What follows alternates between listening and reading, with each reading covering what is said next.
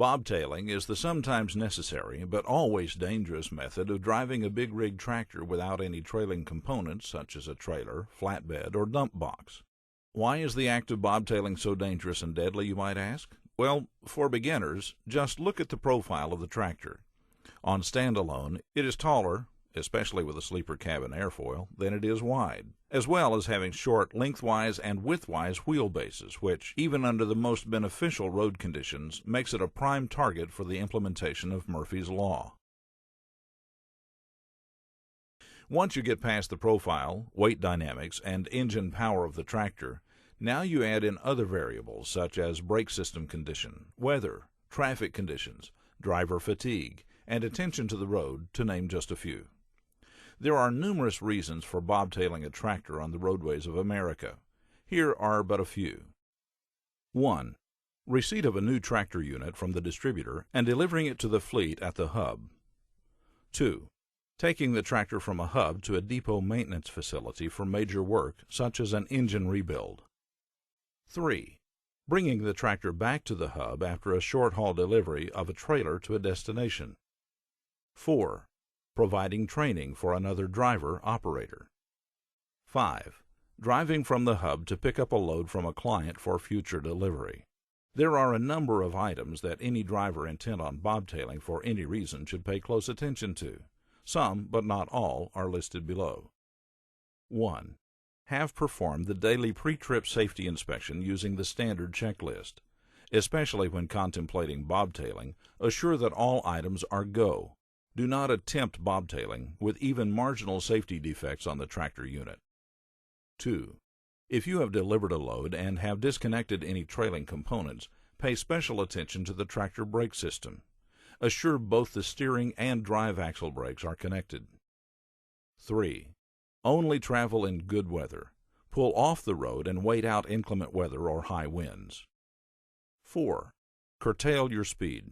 It is much smarter to arrive at your destination a little later than to ride off to oblivion and create a new, permanent one. 5. Take the most direct route. Keep to large roadways, freeways, and expressways. Better road surfaces put the odds back in your favor. 6. Assure you are carrying enough fuel to complete the trip or as much of the trip as possible, so as to cut down on the use of off-on ramps and cloverleafs, which require sharp turns and advance the odds of having a turnover or other serious accident. 7. Be well rested and in good health for your bobtailing experience. You will need to be extra vigilant and attentive to your tractor and surroundings. Do not drive if you are consuming any prescription or over-the-counter medications that in any way impede your psychomotor functions, hand-eye coordination, or otherwise slow down your reflexes or make you drowsy. Alcohol consumption or illegal drug use in conjunction with any bobtailing experience is a surefire recipe for death and destruction, yours and possibly other innocents. Summary. Basically, bobtail only when absolutely necessary. Make sure you and your equipment are in tip-top shape. Be a safe, courteous driver on the road, and you stand a much better chance of making your destination alive and well. Jackknifing. Sooner or later, if you drive a big rig long enough, you will experience the dreaded phenomenon known as jackknifing. Jackknifing is the simple and sometimes hazardous and deadly result of a series of events that occur when the driver-operator of a big rig locks up the drive axle brakes on the tractor. On the other hand, if you lock up the steering axle brakes, the rig will move straight ahead regardless of the wheel angle. Now, if the driver locks up the trailer axle brakes when the laws of physics take over, you will experience trailer swing, a sort of reverse jackknifing where the trailer moves around the tractor pivoting on the fifth wheel or breaking away from the fifth wheel altogether. None of these above prospects are in any way a great scenario to look forward to or to find yourself in the middle of, but the locking up of the steering axle brakes is far and away the lesser of the three evils. Jackknifing will occur sooner or later if you lock up your drivers regardless of what your steering axle is doing, even if you have your steering axles pointed straight ahead. Road crown of approximately 11 degrees or left-right imbalance will get you sooner or later if you slide long enough. Being similar to jackknifing, once you lock your brake, trailer swing causes you to lose directional control at the axle, and sooner or later a sideways pull will develop that affects the directional stability of the vehicle. The basic problem is that pneumatic tires offer only so much traction, and if you use it all in braking, you haven't any left to resist even the slightest lateral forces.